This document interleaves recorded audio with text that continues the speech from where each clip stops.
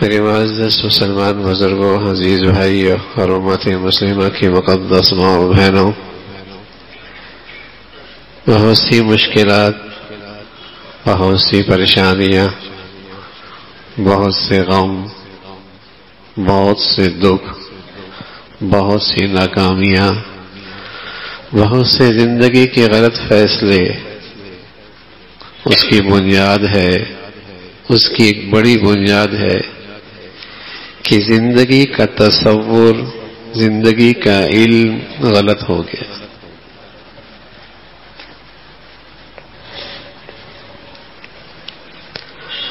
بہت سی مشکلات، بہت سی پریشانیاں، بہت سارے غم اور بہت سارے دکھ اور زندگی کی ناکامیاں، زندگی کے غلط فیصلے، اس کی ایک بڑی وجہ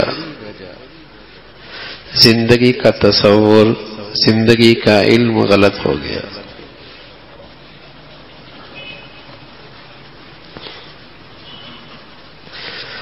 زندگی کا تصور غلط ہو گیا، زندگی کا علم غلط ہو گیا۔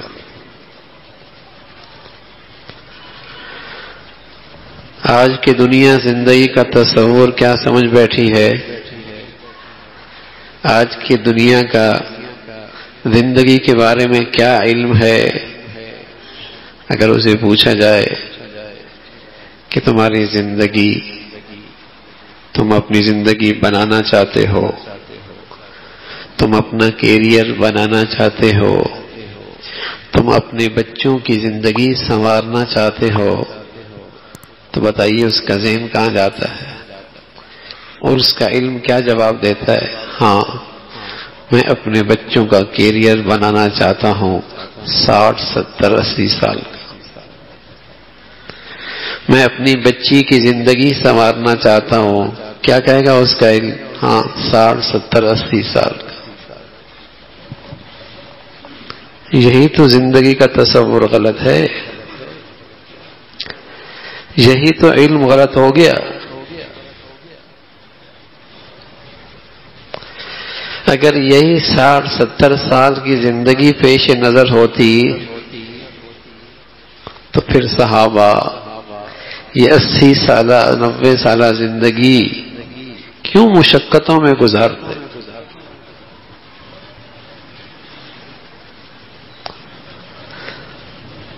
کیوں ہجرت کی مشقتیں اٹھاتے؟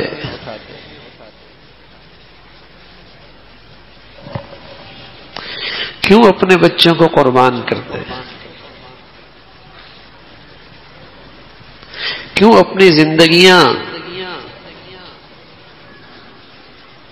قربان کرتے؟ کیوں اپنا مال لگاتے، جان کیوں لگاتے؟ اگر زندگی کا تصور یہی ہے تو اس 60، 70 سالہ زندگی سنوارنے کے لیے تو انہیں بہت بڑی بڑی ان کے سامنے حالات آئے۔ دولت چاہیے، عہدہ چاہیے، اقتدار چاہیے، اسٹیٹس چاہیے، لیکن ان سب چیزوں سے نظریں پھیر کر وہ ہجرت کر رہے۔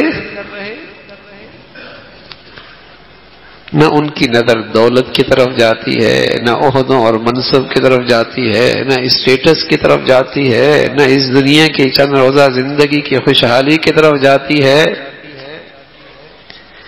انہیں اللہ کے نبی کی صحبت کی برکت سے زندگی کا تصور صحیح ملا تھا، زندگی کا علم صحیح ملا تھا کہ یہ دنیا کا چند روزہ، یہ حقیقت میں کھربوں سال کی زندگی کے سنوارنے کے لیے ہے، یہ زندگی نہیں ہے۔ زندگی تو ہوگی اس کے بعد۔ اللہم لا عیش الا عیش الاخرہ، اللہم لا عیش الا عیش الاخرہ۔ زندگی تو ہے ہی اس کے بعد۔ یہ پہلا مرحلہ تو مزدوری کے لیے ہے، یہ پہلا مرحلہ تو اس زندگی سنوارنے کے لیے مشقت، مزدوری، مجاہدے کرنے کے لیے ہے تاکہ وہ زندگی سنورے۔ زندگی تو شروع ہی اس کے بعد ہے.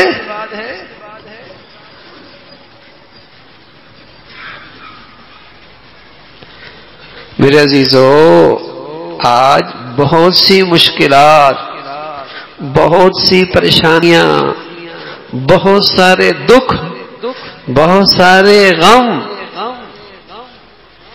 بہت سی ناکامیاں، بہت سے غلط فیصلے، اس کی بنیاد کیا ہے؟ زندگی کا تصور غلط ہو گیا،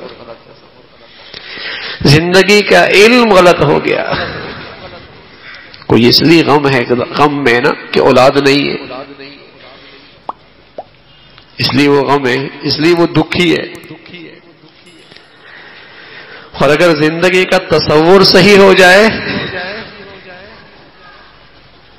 تو وہ مطمئن ہو جائے گا کہ صبر سے بھی زندگی سنورتی ہے، شکر سے بھی زندگی سنورتی ہے. بہت ساروں کو غم لگا ہے، صحت ٹھیک نہیں ہے. اگر علم صحیح ہو جائے زندگی کا تو مطمئن ہو جائے کہ صبر سے بھی وہ زندگی سنورتی ہے، شکر سے بھی سنورتی ہے. بہت سارے اس لیے پریشان ہیں کہ خوشحالی نہیں ہے. اگر علم صحیح ہو جائے نا کہ صبر سے بھی زندگی بن رہی ہے، شکر سے بھی زندگی بن رہی ہے.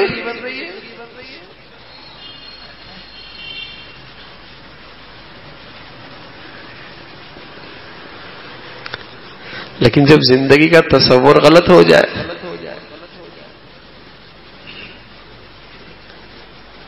جب زندگی کا علم غلط ہو جائے تو کوئی بھی ناگواری بھی زندگی میں آئے گی، وہ دکھ بن جائے گا. کوئی بھی ناگواری زندگی میں آئے وہ پریشانی بن جائے گی. کوئی بھی ناگواری زندگی میں آ جائے وہ مایوس کر دے گی.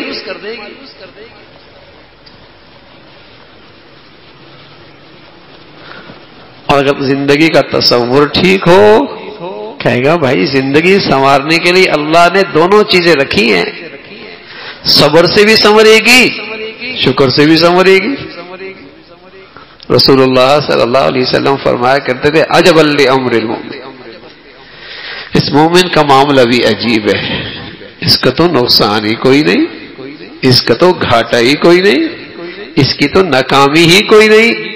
اب بتائیے، جس کا نقصان ہی کوئی نہ ہو، گھاٹا ہی کوئی نہ ہو، ناکامی بھی کوئی نہ ہو، بتاؤ وہ بھی مشکلات میں رہ سکتا ہے، وہ بھی غموں میں رہ سکتا ہے، وہ بھی دکھی رہ سکتا ہے، وہ بھی مایوس رہ سکتا ہے. رسول اللہ صلی اللہ علیہ وسلم فرمانے لگے عجب لامر مومن کا معاملہ بڑا عجیب ہے، اس کے ہاں تو کوئی ناکامی نہیں، اس کے تو کوئی نقصان ہی کوئی نہیں، اس کا تو گھاٹا ہی کوئی نہیں. اذا اصابه سراء فشکر فکان خیرا له وان اصابه ضراء صبر فکان خیرا له. اللہ اسے کچھ دیتا ہے، شکر کرتا ہے، تب بھی اس کی اگلی زندگی سنور رہی ہے، بن رہی ہے، کمائی ہو رہی ہے. اور اللہ اسے نہیں دیتا، اس کی خواہش نہیں پوری ہوتی، اس کی چاہت نہیں پوری ہوتی، اس کی ضرورت نہیں پوری ہوتی، اللہ نہیں دیتا، صبر کرتا ہے، فکان خیر اللہ. اللہ کے نبی کہہ رہے ناکامی پھر بھی کوئی نہیں، نقصان پھر بھی کوئی نہیں، گھاٹا پھر بھی کوئی نہیں، پھر غم کیوں، پھر دکھی کیوں، پھر غم زدہ کیوں رہتا ہے، پھر پریشان کیوں رہتا ہے.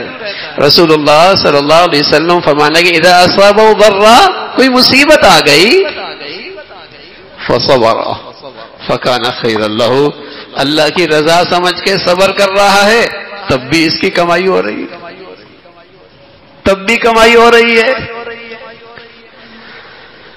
تو ہمیں زندگی میں مشکلات، ہماری زندگیوں میں غم، ہماری زندگیوں میں دکھ، ہماری زندگیوں میں ناکامی کا تصور اس لیے آ رہا کہ ہمارے زندگی کا تصور غلط ہو گیا، ہماری زندگی کا علم غلط ہو گیا.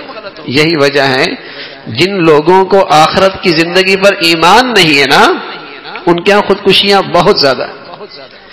اس لیے اس معاشرے میں نفسیاتی مریض بہت ہیں، ان سوسائٹیوں اور ان ملکوں کے اندر ڈپریشن ٹینشن بہت زیادہ ہے. ایک ملک جب دوسرے ملک سے سودے کرتا ہے اسلحے کا، جو سالانہ بجٹ بنتا ہے ڈپریشن کی گولیوں کا بجٹ ان ملکوں میں اس سے بھی بڑا ہے. اس لیے کہ ان کے پاس زندگی کا تصور کا علم ہی نہیں ہے، ان کے پاس علم ہی ناقص ہے، ان کے یہاں زندگی کا تصور ہی غلط ہے. انہیں سکون کون سی چیز دے گی؟ انہیں حوصلہ کون سی چیز دے گی؟ انہیں اطمینان کے لیے کیا چیز ہے؟ ان کی ہمت کیا چیز بڑھائے گی؟ یہ تو مسلمان کی خوش نصیبی تھی کہ کچھ ملا شکر کر رہا ہے تب بھی مطمئن ہے، کچھ نہیں ملا تب بھی مطمئن ہے کہ اللہ کل اس کا بہترین اگلی زندگی میں انعام دے گا، تب بھی صبر کر رہا. اس کا غم کہے گا یہ کیوں دکھی ہے، یہ کیوں پریشان رہنے لگ گیا، یہ کیوں مایوسیوں میں گھر گیا، اس نے اپنے آپ کو کیوں غم میں ڈال رکھا؟ صحت نہیں ہے، خوشحالی نہیں ہے، اولاد نہیں ملی، خواہشات پوری نہیں ہو رہی. ارے میاں دکھی کیوں ہو رہا ہے؟ اس کے یہاں تو زندگی کا تصور بہت اچھا ہے. اللہ نے کہا ہے اگلے جہان میں بہت بڑھیا چیز ملے گی، صبر کر رہا ہے. اس کا حوصلہ ہے، اس کی ہمت ہے، یہ مطمئن ہے، یہ اندر سے خوش ہے. اسے اللہ کریم نے یوں کہا، جب یہ شخص ایمان والا جس کے ہاں زندگی کا تصور صحیح ہو، وہ ہر وقت مطمئن رہتا ہے. اور جب مطمئن ہوتا ہے تو اللہ میاں اپنے پاس جب بلاتا ہے تو اس الفاظ سے بلاتا ہے، یا ایھا النفس المطمئنہ ارجعی الی ربک. اے اطمینان والے شخص، اے اطمینان والی جی، تو ہمیشہ مطمئن رہا نا. ارجعی الی ربک، آجا اپنے رب کے پاس. تو اپنے اللہ سے راضی رہا ہے، اللہ تجھ سے راضی ہے. نہ تیرے دل میں کبھی شکوے رہے، نہ تیری زبان پہ کبھی شکوے رہے، نہ تجھے کبھی اللہ کے فیصلوں پہ ناراضگی دل سے ہوئی، نہ زبان پہ ناراضگی ہوئی. تو ہر حال میں راضی رہا، آجا اللہ بھی تجھ سے راضی ہے. اے اطمینان والے جی، مل رہا ہے تب بھی اس کا اطمینان شکر کی شکل میں اس کی زندگی میں ہے، نہیں مل رہا تب بھی اس کا اطمینان صبر کی شکل میں اپنا اطمینان کا اظہار کر رہا. یا ایتھا النفس المطمئنہ.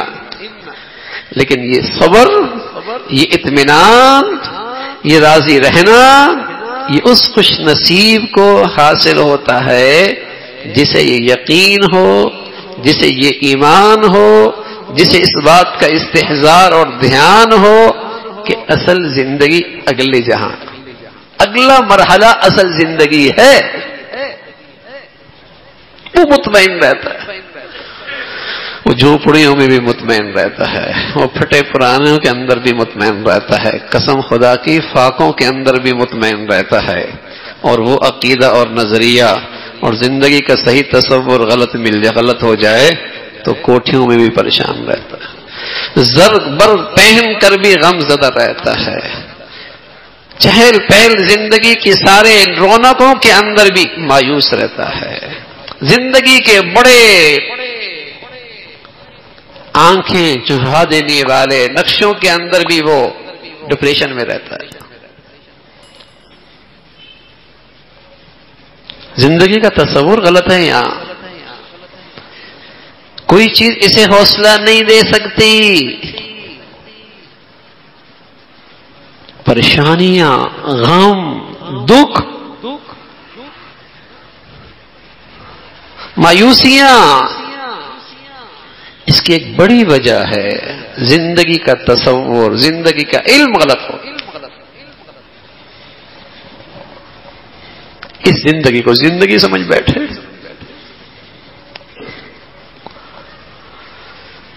مسلمان کیوں بہادر ہوتا ہے؟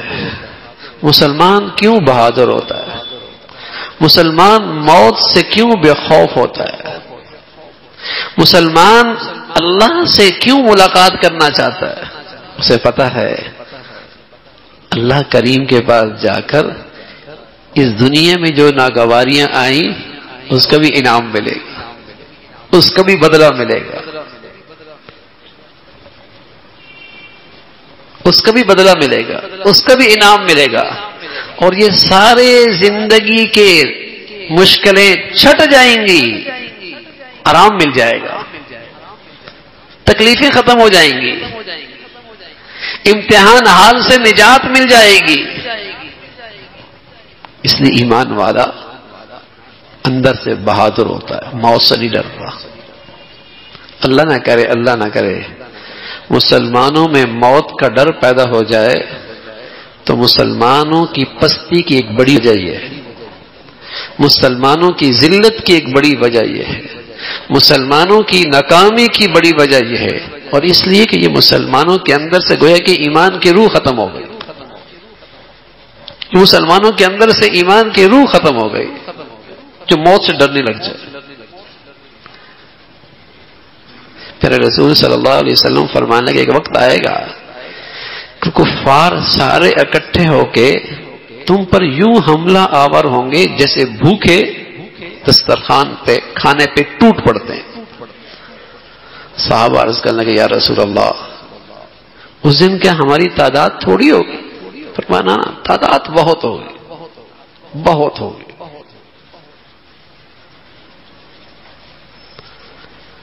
لیکن تمہارے اندر وہن پیدا ہو جائے گا۔ یا رسول اللہ یہ وہن کیا چیز ہے؟ فرمایا حب الدنیا و کراہیت الموت، تمہیں دنیا سے محبت ہو جائے گی اور موت تمہارے لیے ناگوار خواب بن کے سامنے آئے گا۔ موت، تم موت کو ناگوار سمجھو گے، اس سے نفرت کرو گے۔ یہ مسلمانوں کی ذلت ہے، یہ بنیاد ہے، یہ مسلمانوں کی ناکامی کی بنیاد ہے، یہ پستی کی بنیاد ہے، غلامی کی بنیاد ہے۔ گویا کہ زندگی کا تصور اتنا غلط ہو گیا کہ یہی دنیا کو زندگی سمجھ بیٹھا، موت سے ڈرنے لگ گئے، موت سے ڈرنے لگ گئے۔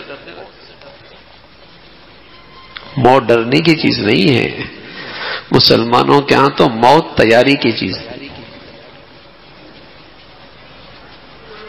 موت کیا ہے؟ موت کیا ہے؟ ایک پل ہے جس سے بندہ اپنے محبوب سے جا کر ملاقات کرتا ہے۔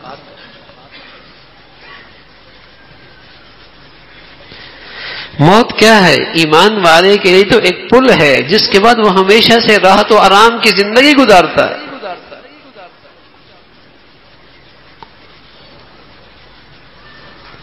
موت ڈرنے کی چیز نہیں ہے۔ من احب لقاء اللہ احب لقاءہ، جو اللہ سے ملاقات کو پسند کرتا ہے اللہ بھی اس سے ملاقات کو پسند فرماتا ہے۔ موت کا شوق پیدا ہو جائے، موت کی تیاری ہو جائے، موت کی ہر وقت فکر لگ جائے، یہ مطلوب ہے۔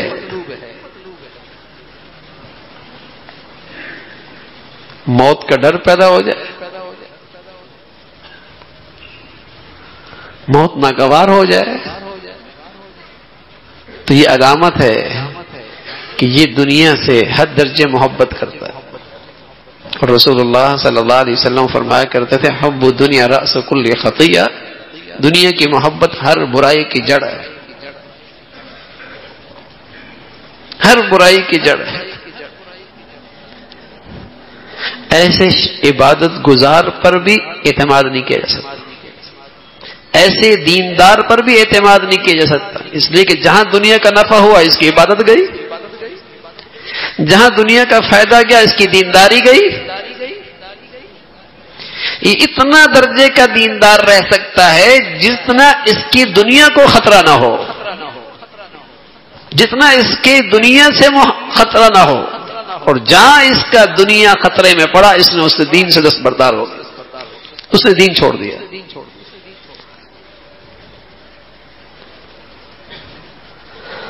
تو کل کی جو زندگی ہے وہ حقیقت میں تیاری کی چیز ہے.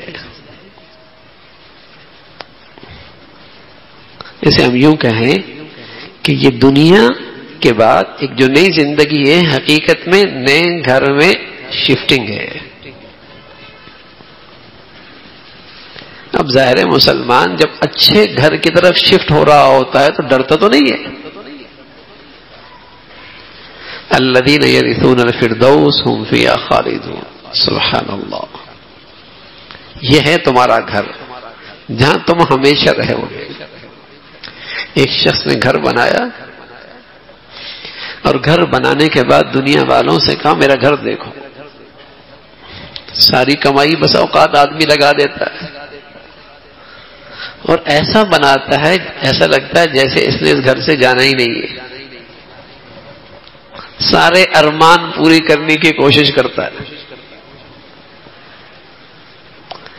حالانکہ ایسے کئی عبرت کے واقعات ہیں. بڑے شوق سے بنایا ایک دن بھی رہنا نصیب نہیں ہوا. کئی عبرت کے واقعات ہیں اور روز یہ منظر دیکھتے ہیں. کماتا کوئی ہے کھاتا کوئی ہے, بناتا کوئی ہے رہتا کوئی ہے. کاروبار کوئی شروع کرتا ہے کمائی کوئی کرتا ہے.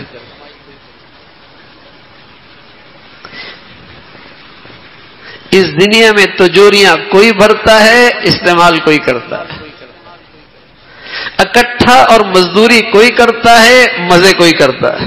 روز دیکھتے ہیں. تو شخص نے شاہانہ گھر بنایا, محل نما گھر تھا. اچھا پھر شوق بھی ہوتا ہے دنیا تعریف بھی کرے, واہ واہ بھی ہو, لوگ آئے تعریف کر رہے ہیں, ہر چیز ہی اچھی لگائی ہے, بڑا اچھا انتخاب ہے, بڑی اچھی کلر اسکیم ہے. ایک بوڑھا آیا, اس کے سر کے بال سفید تھے, کمر جھکی ہوئی تھی, لاٹھی ہاتھ میں تھی, آنکھوں کی بینائی کمزور تھی. لیکن سبحان اللہ وہ خوش نصیب بوڑھا جسے اللہ نے دل کی آنکھیں بڑی تیز دی تھی. بصیرت بہت اچھی تھی, بصیرت بہت اچھی تھی. آیا اور اس نوجوان کے کندھے پہ ہاتھ رکھا اور کہا بیٹے تیرا گھر بہت خوب ہے, بہت ہی بڑھیا ہے, لیکن بیٹے اس گھر میں دو خامیاں ہیں. جیب میں پیسہ ہو, ہڈیوں میں گودا ہو, جوانی ہو, سبھی کی طرف سے تعریفیں ہو رہی ہوں, تو بس اوقات بوڑھے باپ کی بھی بات سمجھ میں نہیں آتی, بس اوقات بوڑھی ماں کی بھی بات سمجھ میں نہیں آتی. اور اللہ نہ کرے اور ہزار بار نہ کرے جوانیاں ناپاک ہو جائیں, شباب گندا ہو جائے تو پھر دلوں میں ماں باپ کی عظمت اور احترام کا خالہ ہی نہیں رہتا. اللہ نہ کرے ہزار بار نہ کرے کہ اگر خون سفید ہو جائے, شوانیاں گندی ہو جائیں, شباب گندا ہو جائے, خون خراب ہو جائے, تو پھر تو دلوں میں ماں باپ کی عظمت احترام کا خانہ ہی نہیں رہتا. نوجوان جھنجھلا کر کہنے لگا بڑے میاں ساری دنیا تعریف کر رہی ہے, آپ کو میرے گھر میں کون سی ایسی خامیاں نظر آ گئی؟ بڑے میاں نے تحمل سے کہا بیٹے تیرے خیر خواہی میں کہہ رہا ہوں. تیز لہجے میں جوان بولا بتائیے کون سی ہے؟ کہا بیٹے اس کے دو خامیاں یہ ہیں, نہ یہ گھر پائیدار ہے نہ گھر والا پائیدار ہے, نہ مکین ہمیشہ کا نہ مکان ہمیشہ کا, نہ رہائش ہمیشہ کی نہ رہائشی ہمیشہ کا. وہ نوجوان غافل تھا, بے خبر تھا, لا علم اور کم علم تھا, لیکن ضدی نہیں تھا, تکبر نہیں تھا. آنکھوں سے آنسو بہہ پڑے, کہنے لگے بڑی میاں مجھ سے غلطی ہو گئی, مجھ سے غلطی ہو گئی. وہ نوجوان ضدی نہیں تھا، تکبر نہیں تھا، اس کے سینے میں دل تھا، پتھر نہیں تھا. اس کے سینے میں دل تھا، پتھر نہیں تھا. لقمہ حرام، لقمہ حرام اور ان آنکھوں کا حرام دیکھنا سینے کا دل دل نہیں رہنے دیتا، پتھر بنا دیتا. لقمہ حرام اور ان آنکھوں کا حرام دیکھنا سینے کا دل دل نہیں رہنے دیتا، پتھر بنا دیتا ہے. جنازے اٹھاتا ہے، قبر میں رکھتا ہے، اپنے پیاروں پر منو من مٹی ڈالتا ہے، اپنے ہاتھوں سے اس مٹی پہ سلا کے آتا ہے، لیکن یہ دل ہے اثر نہیں لیتا. یہ دل ہے کہ نہیں پگھلتا، یہ دل ہے کہ سبق نہیں لیتا. ایک جنازہ گھر سے اٹھتا تھا، خاندان کی زندگی بدل جایا کرتی، زندگی کی روٹین بدل جایا کرتی تھی، رہن سہن کا انداز بدل جایا کرتا کہ دستک آ گئی ہے، دستک آ گئی ہے، خبر آ گئی ہے، پیغام آ گیا ہے کہ اس سفر پہ تم میں سے کسی نے بھی روانہ ہونا ہے. لیکن دل ہی اثر نہیں لیتا. یہ آنکھوں کا حرام دیکھنا اور لقمہ حرام اس سینے کے دل کو پتھر بنا دیتا. وہ نوجوان بے خبر تھا، ضدی نہیں تھا، تکبر نہیں تھا، لا علم تھا، سینے میں دل تھا، پتھر نہیں. رو پڑا. کہنے لگے بڑے میاں وہ گھر بتائیے نا، وہ گھر بتائیے جس گھر کا رہنے والا بھی ہمیشہ ہو اور وہ گھر بھی ہمیشہ کا ہو. بڑی میاں کا بیٹے میں اس کے چند نقشے میرے پاس ہیں، اس کی کچھ تصویریں میرے پاس ہیں. ان المتقین فی مقام امین فی جنات وعیون یلبسون من سندس واستبرق متقابلین كذلك وزوجناهم بحور عين يدعون فيها بكل فاكهة آمنين لا يذوقون فيها الموت إلا الموتة الأولى ووقاهم عذاب الجحيم. بیٹے اس کی ایک تصویر اور بھی ہے. لا يسمعون فيها لغوا ولا تأثيما إلا قيلا سلاما سلاما وأصحاب اليمين ما أصحاب اليمين في سدر مخضود وطلح ممدود وظل ممدود وماء مسكوب وفاكهة كثيرة لا مقطوعة ولا ممنوعة وفرش مرفوعة إنا أنشأناهن إنشاء فجعلناهن أبكارا عربا أترابا لأصحاب اليمين. بیٹے اس کا ایک نقشہ اور بھی ہے. فيها أنهار من ماء غير آسن وأنهار من لبن لم يتغير طعمه وأنهار من خمر لذة للشاربين وأنهار من عسل مصفى ولهم فيها من كل الثمرات ومغفرة من ربهم. یہ ہے وہ دنیا، یہ ہے وہ سوسائٹی، یہ ہے وہ محلات جہاں دودھ کی نہریں ہیں، شہد کی نہریں ہیں، شراب کی نہریں ہیں، میٹھے پانی کی نہریں ہیں، جہاں کا حسن پائیدار ہے، شباب پائیدار ہے، نعمتیں پائیدار ہیں، اور سب سے بڑھ کر لا يذوقون فيها الموت الا الموتة الاولى، جہاں زندگی ہمیشہ کی ہے، جہاں پھر کہیں شفٹنگ نہیں ہے، جہاں کی زندگی ہمیشہ کی ہے. تو میرے عزیزو جب اتنی خوبصورت زندگی ہے جہاں صحت کے بعد بیماری نہیں، جوانی کے بعد بڑھاپی نہیں، نعمتوں کے بعد محرومی نہیں، زندگی کے بعد موت نہیں. وَلَكُمْ فِيهَا مَا تَشْتَهِي أَنفُسُكُمْ، بس تمہاری چاہت کی بات ہے، جو تم چاہ لو گے یہاں وہ ہو جائے گا، جو تم چاہ لو گے وہ ہو جائے گا. تو بتاؤ میرے عزیزو، زندگی تو یہ ہوئی نا، زندگی تو یہ ہوئی نا. تو مسلمان تو اس زندگی کے شوق میں یہ دن گزارتا ہے بھائی، ڈرتا تھوڑی ہے، تیاری میں لگتا ہے. وہ تو اس زندگی کے شوق میں زندگی گزارتا ہے. وہ تو اس زندگی کو سامنے رکھتا ہے اور اس کے لیے اپنا سب کچھ قربان کرتا ہے، اور جب سب کچھ اس زندگی کی خاطر قربان ہو جاتا ہے کہتا ہے فزت ورب الکعبہ، رب کعبہ کی قسم میں تو کامیاب ہو گیا، کہ جس مقصد کے لیے جی رہا تھا آج اس مقصد کی خاطر اپنی جان کی بازی بھی لگا دی، فزت ورب الکعبہ، رب کعبہ کی قسم میں تو کامیاب ہو گیا۔ اب جسے اس زندگی کا علم نہیں اسے سمجھ میں نہ آئے، کہنے کہ اس کی بیوی بیوہ ہو گئی ہے، بچے یتیم ہو گئے ہیں، کاروبار دھرے کا دھرا رہ گیا ہے، زندگی کا خاتمہ ہو گیا ہے، یہ کہنے لگا میں کامیاب ہو گیا۔ ایمان والا اسے کہتا ہے یہ تو صرف ایمان سے نظر آتی ہے وہ زندگی، کفر اور نفاق اور گناہوں کی ظلمت میں تھوڑی نظر آتی ہے، کفر اور شرک اور گناہوں کی ظلمت میں وہ زندگی تھوڑی نظر آتی ہے، وہ تو ایمان کے ساتھ نظر آتی ہے۔ فزت ورب الکعبہ، رب کعبہ کی قسم میں تو کامیاب ہو گیا۔ تو مسلمان تو اس زندگی کے شوق میں دن رات گزارتا ہے، وہ زندگی مل جائے۔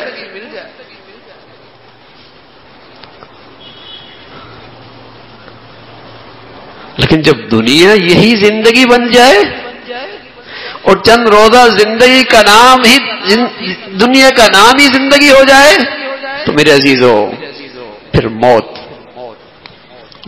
کا خیال بھی پریشان کر دیتا ہے، موت کا دھیان بھی پریشان کر دیتا ہے، موت کے تذکرے بھی اچھے نہیں لگتے۔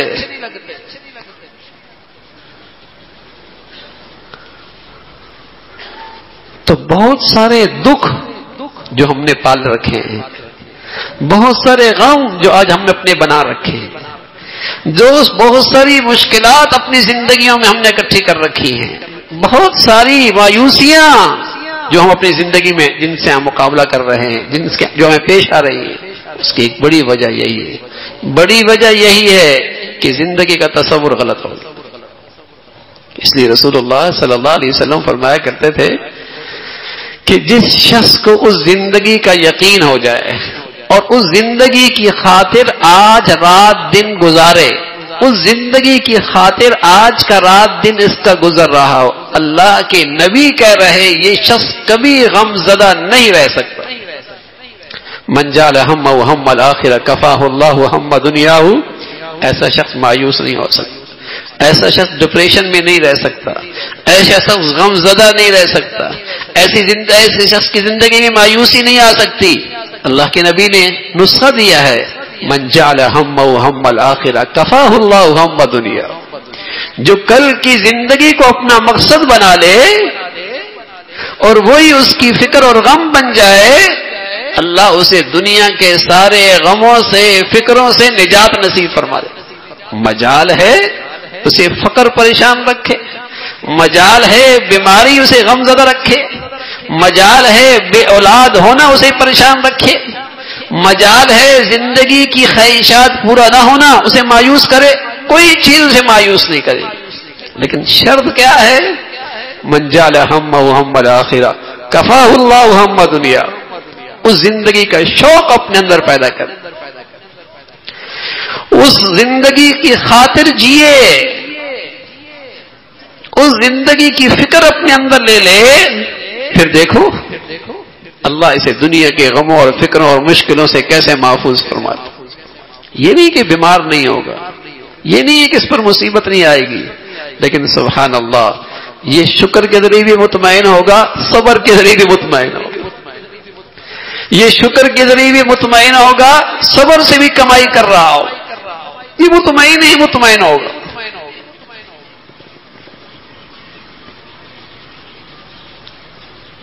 من جعل ہمہ ہم الآخرہ کفاہ اللہ، اور جو اسے فراموش کر دے اور اس دنیا کی محبت ہی میں آگے بڑھتا چلا جائے، اللہ اس گناہ سے محفوظ فرمائے، بلکہ اللہ اس عذاب سے محفوظ فرمائے۔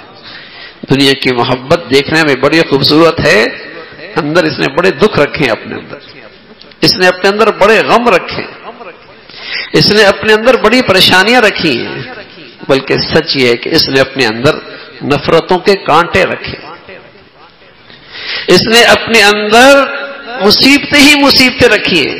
دیکھنے میں بڑی اچھی لگتی ہے دنیا، لیکن اس کے پیچھے غم ہی غم ہے، دکھ ہی دکھ ہے، مایوسی ہی مایوسیاں ہیں، اور نفرتیں ہی نفرتیں ہیں۔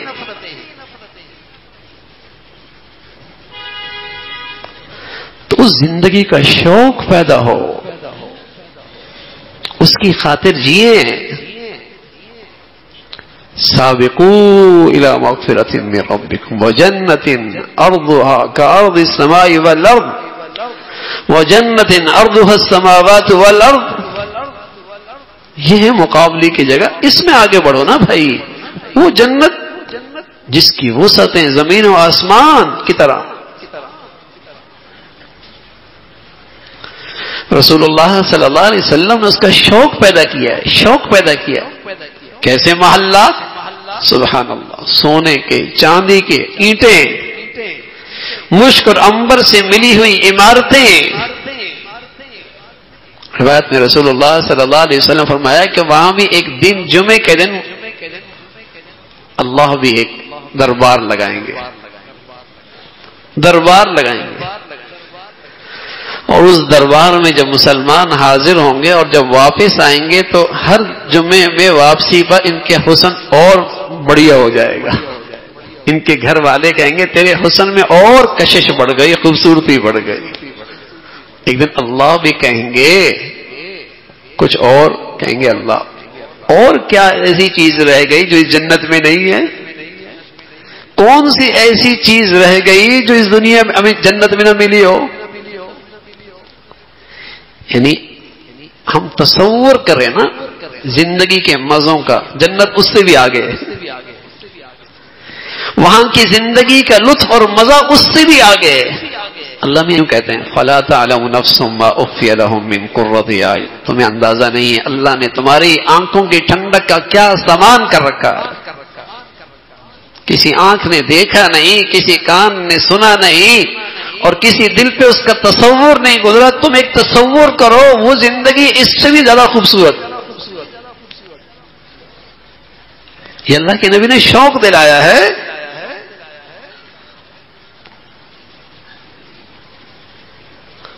تو اللہ کہیں گے کچھ اور، کہیں گے اللہ سبھی کچھ ملا ہوا ہے۔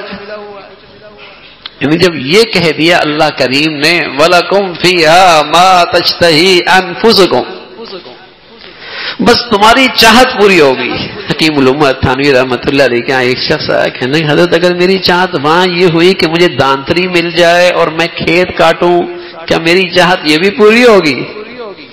پیارے تھانوی رحمۃ اللہ علیہ فرمانے لگے جنت میں جا کر تمہاری سوچ کی پرواز بہت بلند ہو جائے گی، تمہیں اس کا خیال نہیں آئے گا، لیکن اگر تم چاہو گے تو اللہ تمہارے لیے اس کا بھی انتظام کر دیں گے۔ چاہت پوری ہوگی تمہاری، وَلَكُمْ فِيهَا مَا تَشْتَهِي أَنفُسُ، جو چاہو گے تم۔ تو اللہ کریم کہیں کچھ اور، جنتی کہیں گے اللہ رہا کیا، سبھی کچھ ہے۔ میں آج ایک اعلان کرتا ہوں، اور وہ اعلان یہ ہے کہ آج کے میں تم سے کبھی ناراض نہیں ہوں گا۔ سبحان اللہ، محبوب کی محبت اللہ ہمیں نصیب فرما دے، اپنی محبت دے دے۔ اس کی مٹھاس ایسی ملے گی، ایسی ملے گی، جنتی بغلیں گے ساری جنت کی نعمتیں ایک طرف، یہ مزہ ایک طرف۔ تو بھائی عزیزو، زندگی تو وہ ہے،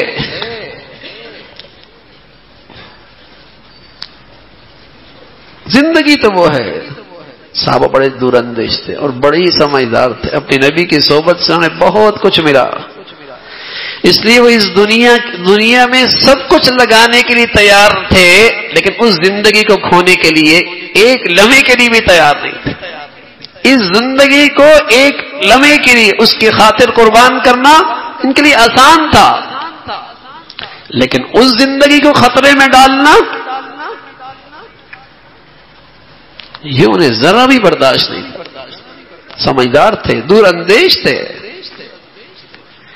یہ زندگی پوری لگ جائے کوئی بات نہیں، جان لے جائے، مال چلا جائے، عزت چلی جائے، سارا کاروبار لگ جائے، وہ زندگی سنور جائے، کوئی گھاٹے کی بات نہیں، کوئی گھاٹے کی بات نہیں۔ سمجھدار تھے، بہت ہی سمجھدار تھے، بہت ہی دور اندیش تھے کہ وہ زندگی ہے تو اس زندگی کا شوق پیدا ہو جائے میرے عزیزو، یہی علاج ہے اس دنیا کے سارے غموں کا۔ اس زندگی کا شوق پیدا ہو جائے، یہی علاج ہے اس دنیا کے سارے دکھوں کا۔ اس زندگی کا شوق پیدا ہو جائے، یہی علاج ہے اس زندگی میں مایوسی کا، ڈپریشن کا۔ اس زندگی کا شوق پیدا ہو جائے، سچ کہہ رہا ہوں، یہی حل ہے ہماری زندگی کی بہت سی مشکلات کا۔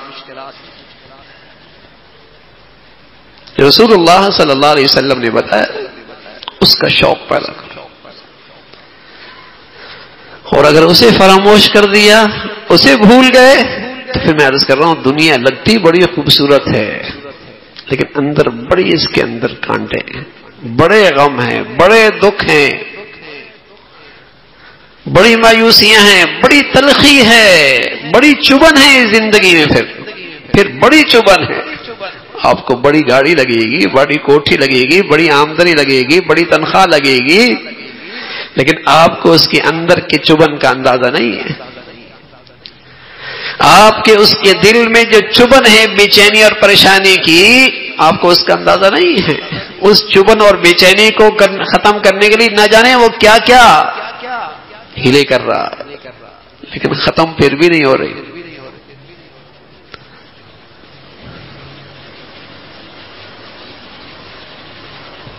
اصل زندگی اگلی ہے، یہ اس کا ایک پہلا مرحلہ ہے جو اس زندگی کو سنوارنے کے لیے ہے۔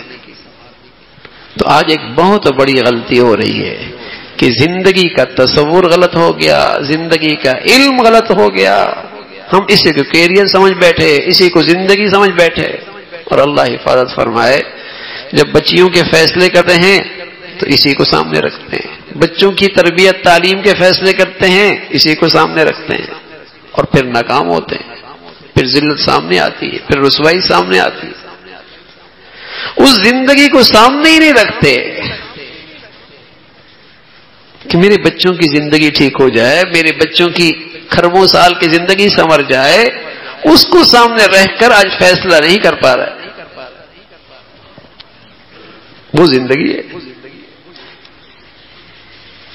تو بہت ساری کمزوریاں، ناکامیاں، پریشانیاں، غم، دکھ، اس کی بنیاد یہ غلط علم ہے، اور یہ بات اللہ نے کفار کے لیے کہی ہے، یعلمون ظاہرا من الحیات الدنیا وہم عن الآخرۃ غافلون۔ کافر لوگ ہیں جو صرف اس دنیا ہی کو سمجھتے ہیں زندگی، بس وہم عن الآخرۃ غافلون، وہ آخرت کو چھوڑے بیٹھے، غافل بیٹھے۔ یہ تو ان کا علم ہے، نہ مکمل، ناقص۔ یہ تو زندگی کا تصور ان کے ہاں ہے، نہ مکمل، ناقص تصور۔ مسلمانوں کے ہاں تصور زندگی کا، رسول اللہ صلی اللہ علیہ وسلم نے بتایا مسلمانوں کے لیے تو یہ زندگی ایسی ہے جیسے جیل خانہ، کہ اس میں اللہ کے حکموں کی پابندی کرنی ہے، اللہ کی اطاعت میں زندگی گزارنی ہے۔ اس کی زندگی کہاں ہے؟ اگلے مرحلے میں، اس کی ساری خواہشات وہاں پوری ہوں۔ تو میرے عزیزو، اس زندگی کا شوق پیدا ہو جائے، اس زندگی کی فکر پیدا ہو جائے، تو اس زندگی کے تذکرے سنا کرو، اس زندگی کے واقعات پڑھا کرو، اور زندگی کے تذکرے کیا کرو۔ اس لیے پیارے رسول صلی اللہ علیہ وسلم فرمایا کرتے تھے اکثروا ذکر هذه اللذات وہی الموت، وہی الموت۔ کثرت سے ذکر کیا کرو موت کو، کثرت سے ذکر کیا کرو۔ یہی وہ چیز ہے جو دنیا کی خواہشات سے آپ کو محفوظ کرے گی۔ اور خواہشات سے محفوظ ہونا، دنیا کے غموں سے محفوظ ہو جاؤ گے، دنیا کے دکھوں سے محفوظ ہو جاؤ گے، دنیا کی پریشانیوں سے محفوظ ہو جاؤ گے۔ اکثروا ذکر ہذه اللذات وہی الموت۔ حضرت عائشہ رضی اللہ تعالیٰ عنہ فرماتی ہیں ایک مسلمان کو اس دعا کا اہتمام کرنا چاہیے، اللہم بارک لنا فی الموت وفیما بعد الموت، اللہ میری موت میں برکت دے دے، میری موت کے بعد کی زندگی میں برکت دے دے۔ فرمایا جو 20 مرتبہ دن رات میں اسے پڑھ لے گا، اللہ اسے بستر پر بھی شہادت کا مرتبہ عطا فرمائے گا۔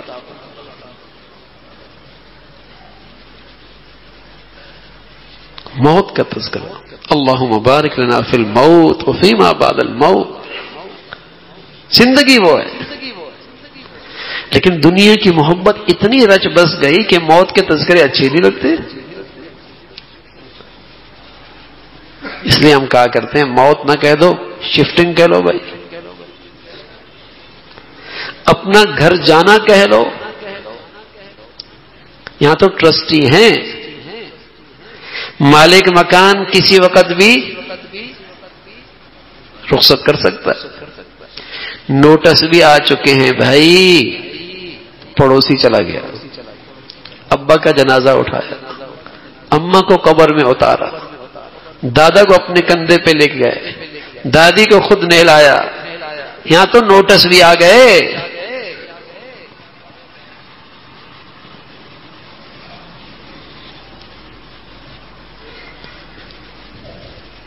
یہ تو جانے کی جگہ ہے، رہنے کی جگہ نہیں ہے۔ رہنے کی جگہ وہ ہے الذین یرثون الفردوس هم فیہا خالدون، تم ہمیشہ وہاں رہو گے، زندگی وہ ہے۔ تو اس شفٹنگ کی تیاری میں رہنا اور ہر وقت تیار رہنا، یہ ہے عقل مندی۔ اس شفٹنگ کی تیاری میں رہنا اور ہر وقت تیار رہنا، یہ ہے عقل مندی۔ رات کو اللہ بلا لے، اس کے لیے بوڑھا ہونا ضروری نہیں، اس کے لیے بیمار ہونا ضروری نہیں، اس کے لیے ہسپتال میں جانا ضروری نہیں، اس کے لیے تو وہ وقت ہے جو اللہ نے لکھ رکھا ہے، اذا جاء اجلها لا يستأخرون ساعة ولا يستقدمون۔ جب وہ گھڑی آئے گی تو دفتر سے بھی روانہ ہو جائے گا، سوتے سوتے بھی رخصت ہو جائے گا، بازار کے اندر سے بھی اٹھ جائے گا۔ وہ تو وہ گھڑی ہے بھائی، آنے کی ترتیب ہے، ابا اماں پہلے آتے ہیں، جانے کی کوئی ترتیب نہیں، بیٹا پہلے چلا جاتا ہے، ماں بوڑھی انتظار میں ہوتی ہے، جوان بیٹی پہلے چلی جاتی ہے، بوڑھا باپ بیمار بستر پہ پڑا ہوتا ہے، صحت مند بیٹا پہلے روانہ ہو جاتا ہے، کوئی وقت ہے نہیں۔ وہ تو اس کے شوق میں رہیں، تیاری میں رہیں اور تیار رہیں۔ اور گھر جانے کی بات ہے، اگر تیاری میں رہے اور ہر وقت اس کی تیاری کی فکر کرتے رہے تو میرے عزیزو یہ موت کیسے آئے گی؟ پیارے رسول صلی اللہ علیہ وسلم فرمایا کرتے تھے موت کیا ہے؟ یہ تو تحفہ ہے، تحفہ۔ اللہ اکبر، سبحان اللہ۔ یہ موت کیا ہے؟ تحفہ ہے، تحفہ۔ اللہ کے نبی کا فرمایا تحفہ ہے، تحفہ۔ کوئی لیاقت آباد میں رہتا ہو، لانڈی میں رہتا ہو اور اسے چابی دے دے ڈیفنس کے بنگلے کی بطور تحفے کے، بتاؤ کتنا خوش ہوگا؟ بطور تحفے کے اسے کوٹھی مل جائے کتنا خوش ہوگا؟ فرمایا یہ تو تحفہ ہے۔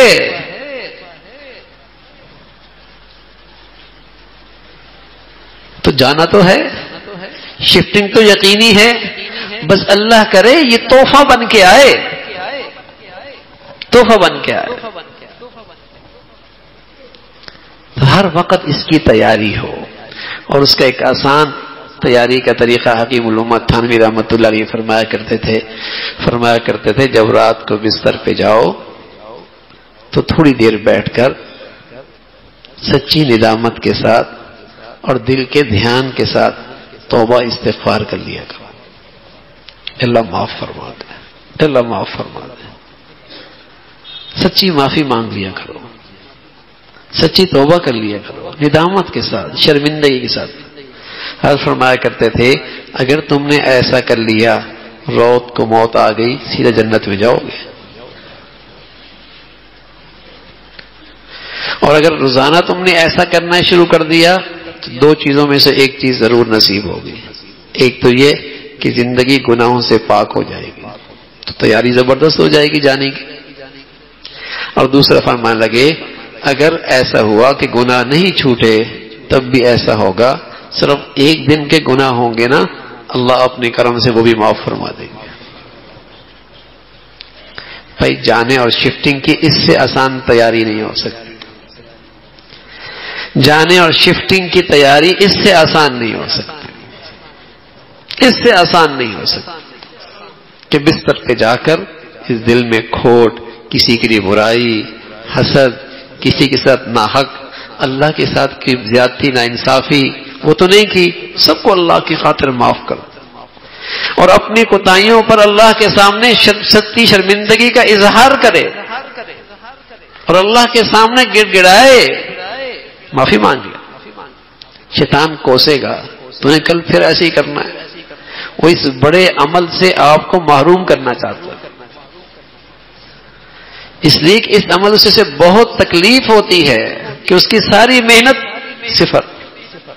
وہ آپ کو یہ عمل کرنے نہیں دے گا، وسوسے ڈالے گا، خیالات ڈالے گا. آپ جھٹک دیجیے، آپ اس عمل کو کیجیے، آپ اس کا اہتمام کیجیے.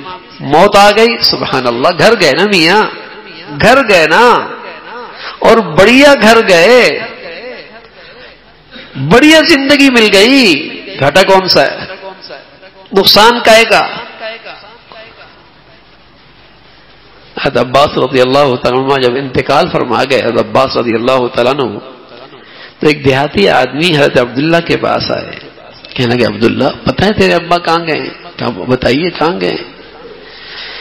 کہنے لگے بیٹے تیرے ابا وہاں گئے، ساری زندگی تو ان کا خیال رکھتا، خدمت کرتا، وہ آرام نہ دے پاتا جو انہیں آج آرام مل رہا. جو انہیں آج آرام مل رہا ہے، ساری زندگی تو ان کا خیال رکھتا، خدمت کرتا، وہ آرام نہ دے پاتا. مزے ہو گئے نا بھائی. اور اسے تسلی دی، کہا بیٹے اگر وہ تیرے پاس ہوتے اور تیرا خیال کرتے، تجھے دیتے رہتے، تجھے وہ نہ دے پاتے جو ان کی جدائی پر صبر کرنے پر اللہ تجھے دے رہا ہے.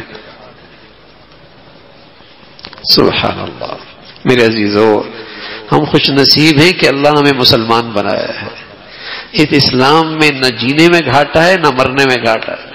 ہم بڑے خوش نصیب ہیں کہ اللہ نے ہمیں مسلمان بنایا ہے. اس اسلام میں نہ جینے میں گھاٹا ہے نہ مرنے میں گھاٹا ہے. اس میں نہ جینے میں نقصان نہ مرنے میں نقصان. ہم خوش نصیب ہیں کہ اللہ نے اپنے حبیب کی مبارک زندگی دی ہے جس میں جینے میں بھی نفع، مرنے میں بھی گھاٹا کوئی نہیں. بس فکر یہ لگی جائے، اللہ کرے بھائی کہ جہاں جانا ہے ہر وقت اس کی تیاری میں رہیں، اس کی فکر میں رہیں. اللہ رب العزت ایسی مبارک زندگی ہم سبھی کو نصیب فرما دے. وآخر دعوانا الحمدللہ رب العالمین.